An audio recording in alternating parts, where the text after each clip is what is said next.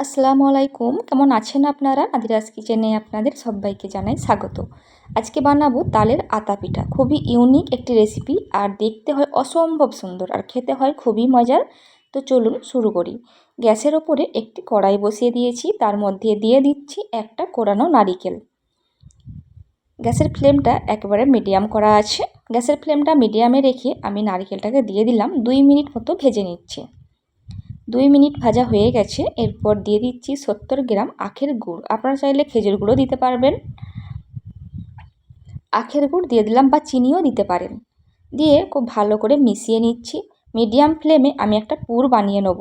তবে এই পুরটা কিন্তু ঠিক নারকেল নাড়ুর যেমন পুর হয় ঠিক সেই রকম হবে, কোনো রকম জল থাকবে না। দুটো এলাচের বীজকে একটু ক্রাশ করে দিয়ে দিলাম। দিয়ে খুব ভালো করে জলটাকে শুকিয়ে নিয়েছি, অনেকটা ঝুরঝুরে হয়ে গেছে। এবার তুলে নিচ্ছি।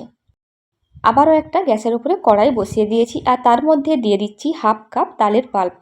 তালের পাল্পের বাটি ধোয়া জল আর দুধ নিয়ে হাফ কাপ দিয়ে দিচ্ছি। দিয়ে সব কিছুকে খুব ভালো করে মিশিয়ে নেব। খুব ভালো করে মিশিয়ে নিয়েছি, আর গ্যাসের ফ্লেমটা এখন মিডিয়ামে আছে। দেখুন খুব ভালো করে যখন গরম হয়ে যাবে কিন্তু ফুটবে না, তখন গ্যাসের ফ্লেমটা একেবারে কম করে দিয়েছি। তারপর প্রায় 1 কাপ মতো সুজি নিয়েছি, সেটাকে দিয়ে দিচ্ছি। অল্প করে দিতে থাকবো আর মেশাতে থাকবো, খুব বেশি একেবারে দিয়ে দেবেন না, তাহলে কিন্তু দলা পেকে যাবে। তো দেখুন অল্প করে দিয়ে দিচ্ছি আর মিশিয়ে নিচ্ছি। এইভাবে একটা ডো তৈরি করে নিচ্ছি। সব সুজিটা দেওয়া হয়ে গেছে আর খুব ভালো করে মিশিয়ে নিয়েছি। এবার গ্যাসের ফ্লেমটা মিডিয়াম করে নিয়েছি। আমি এই পর্যায়ে দিয়ে দিচ্ছি 3 চা চামচ চিনি। চিনিটা আপনারা তালের পাল্পের মধ্যেই দিয়ে দেবেন, আমি ভুলে গিয়েছিলাম, সেই জন্য এখন দিয়ে দিচ্ছি। দিয়ে খুব ভালো করে মিশিয়ে নিচ্ছি। মিডিয়াম টু লো ফ্লেমে এটিকে খুব ভালো করে জাল করে একটা শক্ত ডো তৈরি করে নেব। যখন দেখবেন এইভাবে একটা বলের শেপ চলে আসছে, তখন এটিকে নাবিয়ে নেব। তো এবার এটিকে নাবিয়ে নিচ্ছি, তারপর ঠান্ডা করে নিচ্ছি, তারপর আপনাদের দেখাচ্ছে।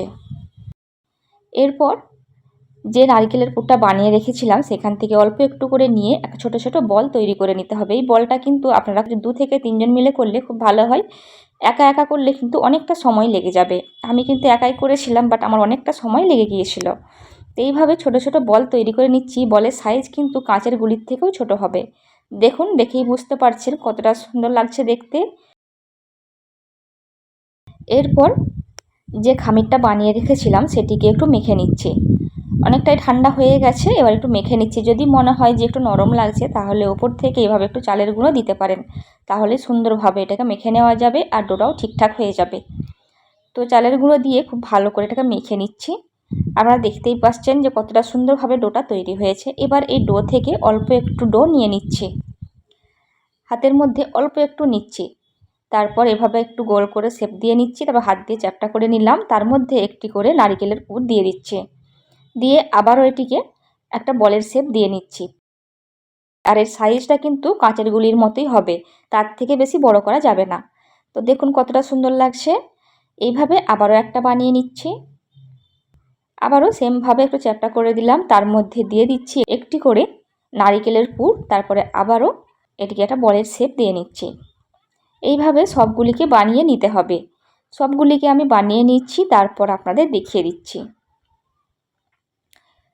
সবগুলিকে বানানো হয়ে গেছে, আর দেখুন কতটা সুন্দর লাগছে দেখতে। এরপর এখান থেকে 9 থেকে 10টি বল হাতে নিয়ে নিচ্ছি। নিয়ে একটা পিঠার শেপ দিয়ে দেবো। 9 থেকে 10টি বল হাতে নিয়ে নিলাম। অল্প একটু জল ছিটিয়ে দিচ্ছি, এতে করে একটার সাথে একটা খুব ভালো করে লেগে যাবে আর একেবারেই খুলে আসবে না। তো দেখুন এইভাবে হালকা হাতে খুব ভালো করে জোড়া লাগিয়ে দিচ্ছি। দেখুন একটার সাথে একটা খুব সুন্দর লেগে যাচ্ছে, আর একটা আতার মতো শেপ চলে আসছে। কালারটা হয়তো আসছে না, কিন্তু বাকিটা আতার মতোই লাগবে। দেখতে কতটা সুন্দর লাগছে দেখুন।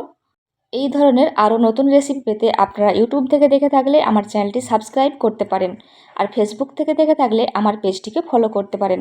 সম্ভব হলে আত্মীয় পরিজনদের মধ্যে আমার রেসিপিগুলি শেয়ার করতে পারেন। ভালো লাগলে অবশ্যই একটা লাইক দেবেন। আরও নতুন কোনো রেসিপি দেখতে চাইলে সেটাও আমাকে কমেন্ট করে জানাবেন। আজকের রেসিপি সংক্রান্ত কোনো কিছু জানার থাকলে সেটাও আমাকে কমেন্ট করে জানাবেন, আমি অবশ্যই আপনাদের রিপ্লাই করব। আর দেখুন কতটা সুন্দর লাগছে দেখতে। এইভাবে আমি সবগুলো বানিয়ে নিয়েছি, তারপর আপনাদের দেখিয়ে দিচ্ছি। দেখুন কতটা সুন্দর লাগছে। এরপর আপনারা চাইলে এই ধরনের স্টিমারও ব্যবহার করতে পারেন। স্টিম করার জন্য আমি একটা ছিদ্রযুক্ত পাত্র নিয়েছি, আর তার মধ্যে একটু তেল ব্রাশ করে দিচ্ছি। তারপর তার উপরে আমি এই পিঠাগুলোকে বসিয়ে দিচ্ছি। তেল ব্রাশ করার কারণে পিঠাগুলি খুব সহজেই উঠে আসবে। একটা পাত্রে জল ফুটতে দিয়েছিলাম, জলটা খুব ভালো করে গরম হয়ে গেছে, প্রায় ফুটেই এসেছে। এই অবস্থায় গ্যাসের ফ্লেমটা হাই করে আমি এই পিঠাগুলিকে বসিয়ে দিচ্ছি। 10 মিনিটের জন্য হাই ফ্লেমে জাল করে নেব। 10 মিনিটের বেশি কিন্তু রাখার দরকার নেই, যেহেতু এটা সুজির পিঠা। 10 মিনিট পর দেখাচ্ছি। 10 মিনিট পর দেখুন ঠিক এইরকম হয়েছে দেখতে। এইবার এটিকে নাবিয়ে ঠান্ডা করে নিচ্ছি, তারপর আপনাদের দেখিয়ে দিচ্ছি। কয়েকটা লেবু গাছের ডালকে কেটে নিয়েছি আর একটা করে পাতাও রেখেছি, এতে করে দেখতে অনেকটা বেশি সুন্দর লাগবে। এরপর যে পিঠাগুলি আমি বানিয়ে রেখেছিলাম সেগুলিকেও নিয়ে নিচ্ছি। সেগুলি হাতে একটা নিয়ে নিলাম আর একটা করে ডাল এর মধ্যে লাগিয়ে দিচ্ছি। আর দেখুন তো কতটা সুন্দর লাগছে, মনে হবে না খেয়ে বাড়িতে সাজিয়ে রাখি, এতটাই সুন্দর হয় দেখতে। আপনারা চাইলে গায়ে হলুদের ডালাতেও এই ধরনের রেসিপি বানিয়ে দিতে পারেন, খুবই দেখতে ভালো লাগবে। তো দেখুন আবারও একটা বানিয়ে দেখিয়ে দিলাম। এই তালের সিজনে অবশ্যই এই রেসিপিটা একবার হলেও বানাবেন, খেতে হয় অসম্ভব মজার। আশা করছি আপনাদের খুবই ভালো লাগবে। দেখুন কতটা সুন্দর লাগছে ভেতর থেকে, দেখুন ঠিক আতার মতো দেখতে হয়েছে। এই পিঠাটি খেতে হয়েছিল অসম্ভব টেস্টি। আমি সবসময় চেষ্টা করি আপনাদের সামনে নতুন কিছু রেসিপি তুলে ধরার। আমার রেসিপি আপনাদের ভালো লাগলে অবশ্যই একটা লাইক দেবেন। ভালো থাকবেন সবাই, আমাদের দোয়া করবেন, আমার রেসিপিগুলি দেখবেন। খোদা হাফেজ।